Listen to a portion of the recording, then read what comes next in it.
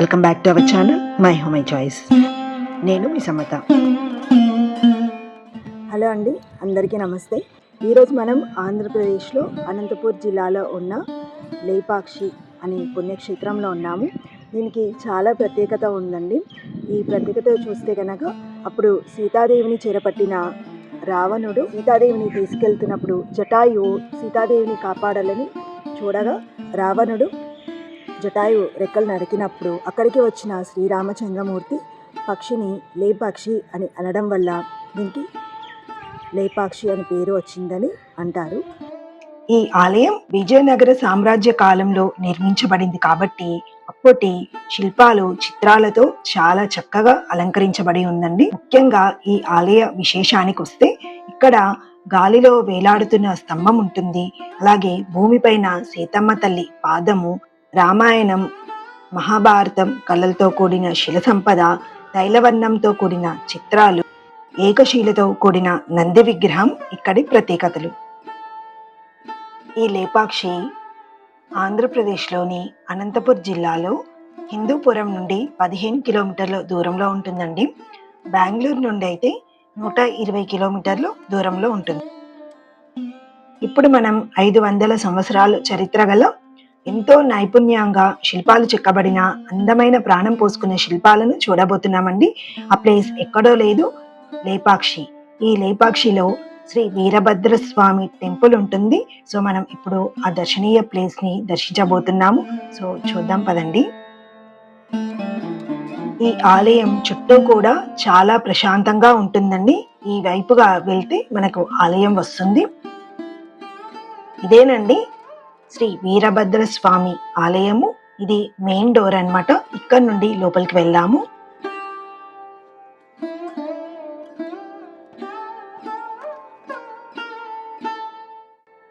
So మీరు చూస్తుంది ఇది ధ్వజస్తంభం అండి. ఇక్కడ ఈ ప్రాంగణం మొత్తం కూడా ఈ విధంగా కనిపిస్తూ ఉంటుంది.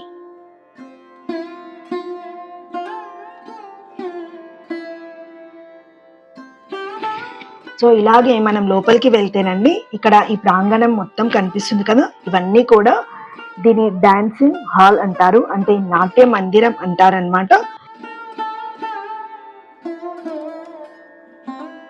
స్పెసిఫిక్ గా ఈ టెంపుల్ కి ఈ నాట్య మందిరం అనేది చాలా హైలైట్ అండి. సో చుట్టూ కూడా మీకు నాట్యం చేస్తున్నప్పుడు అందరి యొక్క చూస్తున్న విగ్రహాలు అనేవి ఈ స్తంభాల పైన తొలచడం జరిగింది. నాట్య మందిరంలో రంభ నాట్యం చేస్తున్నట్లుగా ఇక్కడ ఒక శిల్పం చెక్కబడి ఉంది. ఈ నాట్యానికి సూర్యుడు, తంబురుడు ఇక్కడన్ని చూడ్డము, వాయిద్యాలు వాయించినట్టుగా ఇక్కడన్ని శిల్పాలు చెక్కబడి ఉన్నాయి. దత్తాత్రేయుడు, నందీశ్వరుడు వాయిద్యాలు వాయిస్తున్నట్టుగా నందీశ్వరుడు, ఇంకా కొన్ని దేవతలు ఇక్కడన్నీ కూడా శిల్పాలు చెక్కబడి ఉన్నాయి. చూస్తే గనక మీకు ఇక్కడన్నీ కూడా కనిపిస్తాయి అన్నమాట క్లియర్ గా. ఈ గుడి కట్టడానికి ముందం అంటే 5 ఎకరాల ప్లేస్ లో ఒక పెద్ద బండరాయి ఉండేదన్నమాట. ఈ ప్లేస్ లోనే గుడి కట్టడం జరిగింది. ఈ స్పెషల్ గా ఏంటంటే ఈ బండరాయిని పైనుండి చూస్తే ఒక తాబేలు ఆకారంలో కనిపించేదన్నమాట.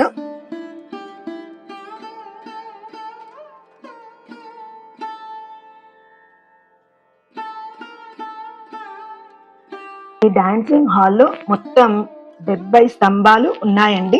ఈ టెంపుల్ కి సెంటర్ అట్రాక్షన్ ఏంటంటే మధ్యలో వేలాడే స్తంభం కనిపిస్తుంది. సో ఆనాడు ఈ టెంపుల్ కట్టినప్పుడు అండి ఒక్క స్తంభము ఈ విధంగా గాలిలో వేలాడుతూ ఉండే విధంగా నిర్మించారనమాట.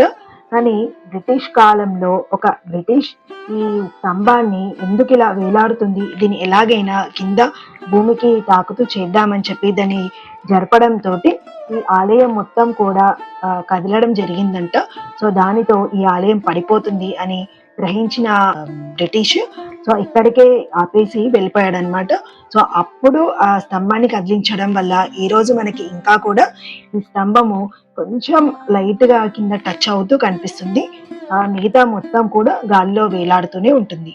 ఆ కాలంలోనే ఈ స్తంభాన్ని సెంటర్ ఆఫ్ గ్రావిటీగా నిర్మించారని చెప్పవచ్చండి. సో ఈ పిల్లర్ ని బేస్ చేసుకొని ఈ టెంపుల్ మొత్తం కూడా ఉంటుంది. ఇది నాట్య మంటపం పైన కనిపిస్తుందండి. దీన్ని శతపత్ర కమలం అంటారు. చూడండి ఎంత బాగా చెక్కారు. ఇప్పటికీ మనం ఇలాంటి ఆర్కిటెక్చర్ అక్కడక్కడ టెంపుల్స్ చూస్తుంటాము. రంభకు నాట్యం నేర్పిస్తున్న గురువు పేరు భృంగీశ్వరుడు. ఇతనేనండి. ఇతనికి స్పెషల్ ఏంటంటే 3 కాళ్ళు ఉంటాయన్నమాట. నాట్యం చేస్తున్నప్పుడు ఒక కాలు అలసిపోయినా ఆ ఒక్క కాలు పైకి పెట్టుకొని మరొక కాలుతో నాట్యం చేస్తూ ఉండేవారంట. ఇక్కడ చూడండి పెయింటింగ్ కనిపిస్తుంది కదా. ఈ పెయింటింగ్ అనేది రామాయణం మహాభారతంలోని కొన్ని ఘట్టాలను బేస్ చేసుకొని ఇక్కడ కొన్ని చిత్రాలను అయితే చిత్రీకరించారు. సో అప్పుడు కొన్ని వెజిటేబుల్స్ ఇంకా కొన్ని ఫ్రూట్స్ కావలసిన వాటిని తైల వర్ణంగా అంటే ఆయిల్ పెయింటింగ్స్ లా యూజ్ చేసుకొని ఈ పెయింటింగ్స్ అనేది వేయడం జరిగిందండి. ఇప్పటికీ కూడా చెక్కు చెదరకుండా చాలా అందంగా కనిపిస్తున్నాయి. సో ఇది చాలా గ్రేట్ కదండి.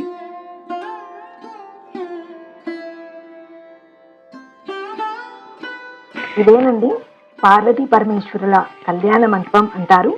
ఆనాడు కైలాసంలో పార్వతీ పరమేశ్వరుల కళ్యాణం ఏ విధంగా జరిగిందో, కళ్యాణానికి ఎవరెవరు ఆహ్వానించబడ్డారు ఈ మంటపంలో మనకి కళ్ళకు కట్టేనట్టుగా వివరిస్తూ శిల్పాలను చెక్కబడింది. అంతేకాదు ఈ శిల్పాలను కరెక్ట్గా వాస్తు ప్రకారంలో ఉంచడం కూడా జరిగింది. ఈ కళ్యాణానికి ఆహ్వానించబడ్డ వారు మైనాదేవి, హిమవంతుడు, దేవేంద్రుడు, యముడు, వశిష్ఠ మహర్షి, అలాగే వరుణుడు, బృహస్పతి, విష్ణువు, వాయుదేవుడు, దత్తాత్రేయుడు, ఇలా అందరూ కూడా వారి యొక్క ఆశీర్వాదంతో ఈ పెళ్లి జరిగిందని ఇక్కడ మనకు వివరిస్తూ చూపించారనమాట. అంతేకాదు సప్త ఋషులు, మునులు కూడా ఈ కళ్యాణానికి ఆహ్వానించబడ్డారు. కళ్యాణము జరుగుతున్నప్పుడు పెళ్లి పెద్దగా మన దగ్గర ఉంటారు కదండి, అక్కడ పెళ్లి పెద్దగా బ్రహ్మదేవుడు ఉండి వారి యొక్క ఆధ్వర్యంలో ఈ కళ్యాణం జరిగిందని మనకి ఇక్కడ వివరించడం జరిగింది. మరి టెంపుల్ కట్టినప్పుడు వినాయకుడు కంపల్సరీ ఉండాలి కదండి. అక్కడ మనం చూసినట్లయితే ఒక పెద్ద బండరాయికి డైరెక్ట్గా అలాగే ఒక పెద్ద వినాయకుడిని చెక్కినట్టుగా మనం చూడొచ్చు. ఇది ఈ టెంపుల్ కట్టక ముందు తొలి చెక్కిన విగ్రహం అన్నమాట. అంటే ఫస్ట్ ఈ గణపతిని చెక్కిన తర్వాతనే ఈ టెంపుల్ కట్టడం స్టార్ట్ చేశారు. అలాగే ఇటువైపుగా వెళ్తే ఇదే బండరాయి పైన మనకి శ్రీకాళహస్తి టెంపుల్ యొక్క స్టోరీ ఉంది కదండి. సో అది ఇక్కడ మనకు క్లియర్గా కనిపించే విధంగా అర్థమయ్యే విధంగా చెక్కడం జరిగింది. ఇక్కడ మీరు చూస్తున్నట్లయితే 7 దేవతామూర్తులు కనిపిస్తారనమాట. ఇవి బ్రహ్మి, వైష్ణవి, ఇంద్రనాడి, వారాహి, కౌమారి, కామేశ్వరి, ఇంకా పరమేశ్వరి, ఇవన్నీ కూడా పార్వతి యొక్క రూపాలన్నమాట. సో ఇప్పుడు మీరు చూస్తుంది నాగలింగం అండి. చూసారు రియల్గా ఇక్కడ ఒక పెద్ద పాము ఇచ్చుకొని కూర్చున్నట్టుగా కనిపిస్తుంది కదా. దీనికి కూడా ఒక స్టోరీ ఉందండి. సో ఇక్కడ ఈ శిల్పాలు చెక్కబడ్డ శిల్పులు ఉంటారు కదా, వాళ్ళకి వాళ్ళ అమ్మ వంట చేద్దామని చెప్పి వంట చేయడానికి ఒక 2-3 గంటలు టైం పడుతుంది అన్న ఈ టైంలో మాత్రమే వాళ్ళు ఈ నాగ ప్రతిమను చెక్కడం జరిగిందనమాట. సో తన తల్లి బయటికి వచ్చి చూసే వారికి అవాక్ అయిపోయిందనమాట. ఇంత త్వరగా ఇంత తక్కువ టైంలో విధంగా చెక్కారు అని చాలా ఆశ్చర్యానికి గురైంది. తన యొక్క దృష్టి అంటే దిష్టి అంటారు కదా, సో ఆ దిష్టి పడి ఈ నాగ ప్రతిమ 2-3 చోట్ల విరగడం జరిగిందనమాట. ఇలా విరిగిపోయిన ప్రతిమను పూజలకు పనికిరాదు కదా, అందుకే దీన్ని ఇలాగే ఉంచి ఇక్కడ అచ్యుత దేవరాయలు నాగలింగాన్ని ప్రతిష్ఠించడం జరిగింది. మరి ఈ నాగలింగ ప్రతిష్టాపన జరిగినాక బసవన్న ఉండాలి కదండి, నంది విగ్రహం. లేపాక్షి ఎంట్రన్స్ లో ఒక పెద్ద నంది విగ్రహం చూడొచ్చు, అదేనండి ఈ నంది విగ్రహము. ఈ గోడ పైన కనిపిస్తున్న ఈ మరకలు నెత్తటి మరకలు అంటారండి. వీటికి ఒక స్టోరీ కూడా ఉందన్నమాట. అచ్యుత దేవరాయలు పెనుకొండలో మరణిస్తారనమాట. అప్పుడు ఆయన అల్లుడు రామరాయలు అని వారు సింహాసనం అధిష్ఠిస్తారు. ఈ ధనం అంతా టెంపుల్ కి యూజ్ చేస్తున్నారని చెప్పి ఆయన మీద ఒక చాడీలు చెప్పడం జరుగుతుంది. అప్పుడు రామరాయలు వారు ఈ విరూపన్నను పిలిచి తనకు ఒక శిక్ష విధించాలని అనుకుంటారు. ఇంతలోపలనే విరూపన్న శిక్ష విధించడం కన్నా నాది నేనుగా శిక్ష వేసుకుంటారు. తెలియని తప్పుకు చేయని తప్పుకు నేను శిక్ష ఎందుకు పడాలని చెప్పి తన సొంత కనుగుడ్లను పీకి లాగేసి గోడకేసి కొడతారనమాట. అప్పుడు పడిన ఈ మరకలే ఈ నెత్తటి మరకలు అని అంటారు. ఇవి ఎన్ని సంవత్సరాలు అయినా కూడా ఈ మరకలు ఇలాగే ఉన్నాయండి.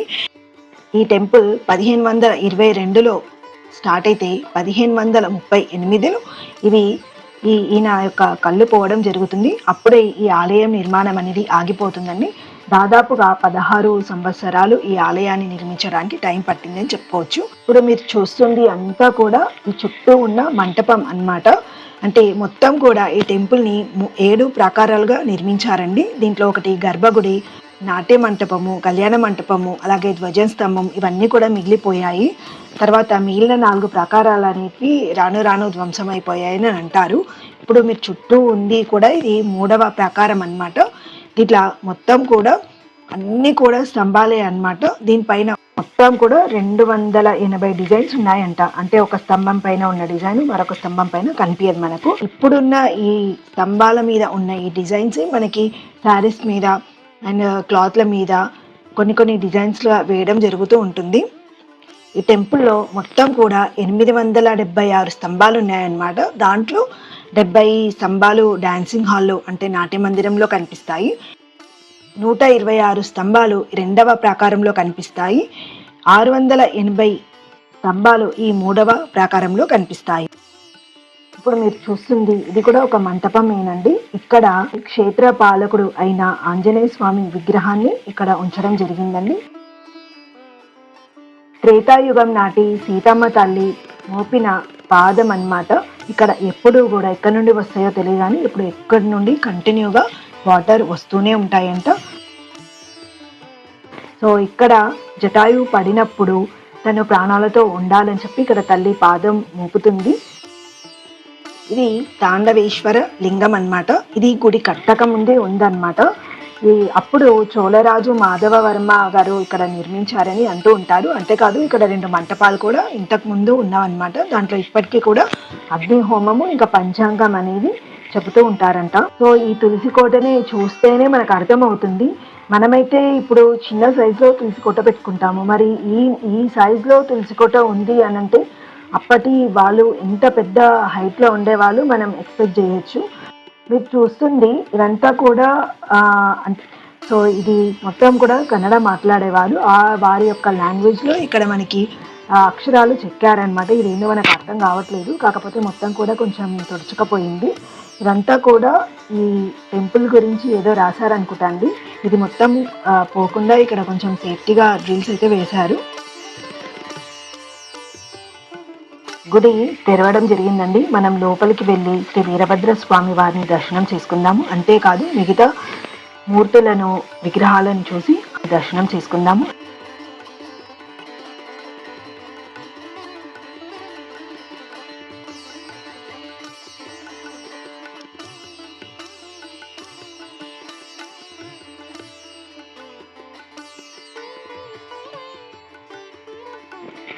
లేపాక్షిలో సెంటర్ ఆఫ్ అట్రాక్షన్గా నిలబడ్డ ఈ పెద్ద నంది విగ్రహం ఏకశిలతో చెక్కబడ్డ నంది విగ్రహం. ఇది ఒకే ఒక గ్రానైట్ శిలతో చెక్కబడ్డారండి. పొడవు 27 అడుగుల పొడవు ఉంటుంది. ఎత్తు 15 అడుగుల ఎత్తులో 10 అడుగుల విస్తీర్ణంలో చెక్కబడి ఉంచారు. ఈ నంది విగ్రహాన్ని చూస్తుంటే భారీగా ఒక నంది వచ్చి ఇక్కడ కూర్చున్నట్టుగా ముఖంలో ఆ తేజస్సుతో కూడిన ఈ నంది విగ్రహం చెక్కబడి ఉంది. మెడలో చాలా రకరకాలుగా గంటలతో కూడిన అలంకరణ, అలాగే వీపు పైన శాలువతో కప్పినట్టుగా చాలా అందంగా అలంకరించినట్టుగా ఈ నంది విగ్రహాన్ని చెక్కడం జరిగింది. ఇళ్ళతో కూడిన ఈ పెద్ద నంది ఇండియాలోని అతిపెద్ద నంది స్టాచ్యూ అన్నమాట. మొత్తం 4 నంది విగ్రహాలు ఉన్నాయన్నమాట. మొదటిది ఈ లేపాక్షిలో ఉందండి, రెండవది తమిళనాడులోని తంజావూరులో ఉన్నట్లయితే, మూడవది మైసూర్లోని చామండి కొండలో, 4వది బెంగళూరులో బస్వన్న టెంపుల్లో ఉంది. జటాయు పక్షి యొక్క స్టాచ్యూ కనిపిస్తుంది, చూసారా ఎంత అందంగా ఉందో. సో ఇది కూడా one of the centre of attraction in Lepakshi అన్నమాట. సో ఇక్కడ నుండి ఊరు మొత్తం కూడా చాలా అందంగా కనిపిస్తుందండి. కింద చిన్న పార్క్ లాగా డెవలప్ చేశారు. సో ఇక్కడ ఈ స్టాచ్యూని పెట్టి సో చూడడానికి చక్కగా ఉంది. అప్పటి నుండి ఇప్పటి వరకు పర్యాటకులు అండ్ టూరిస్ట్ ప్లేసెస్గా కూడా చాలా రకరకాలుగా ఈ ప్లేస్ డెవలప్ కావడం కూడా జరిగింది. ఇంత మంచి ప్లేస్ని అందరు కూడా విజిట్ చేయాలని అనుకుంటున్నాను. నెక్స్ట్ టైం ఎవరైనా లేపాక్షికి వెళ్ళాలనుకుంటే మాత్రం ఖచ్చితంగా ఇలాంటి వీడియోస్ చూస్తే మీకు క్లియర్గా అర్థమవుతుంది. అండ్ టెంపుల్కి వెళ్ళినట్టు చూసినట్టే కాదండి, అక్కడి ప్లేసెస్ని మనం కరెక్ట్గా అర్థం చేసుకోవాలి. అసలు ఇక్కడ ఈ టెంపుల్స్ని ఎందుకు కట్టారు, దీని వెనుక ఉన్న స్టోరీ ఏంటి అనేది కాస్త మనం తెలుసుకుంటే మన నెక్స్ట్ జనరేషన్ వాళ్ళకి చెప్పొచ్చండి. సో అంతేకాదు ఈ వీడియో మీకు ఖచ్చితంగా నచ్చింది అని అనుకుంటున్నాను. సో అందరికీ తప్పకుండా యూజ్ అవుతుంది అనుకుంటున్నాను కాబట్టి వీడియోని ఖచ్చితంగా లైక్ చేయండి, అందరికీ కూడా ఫార్వర్డ్ చేయండి. సో సబ్స్క్రైబ్ చేసుకొని వాళ్ళు ఖచ్చితంగా సబ్స్క్రైబ్ చేసుకోండి, మరిన్ని వీడియోస్ మీకు అప్డేట్గా వస్తాయి. సో నెక్స్ట్ టైం మరొక మంచి టాపిక్తో మంచి వీడియోతో మళ్ళీ కలుద్దాము. అప్పటి వరకు నమస్తేనండి, థ్యాంక్ యూ.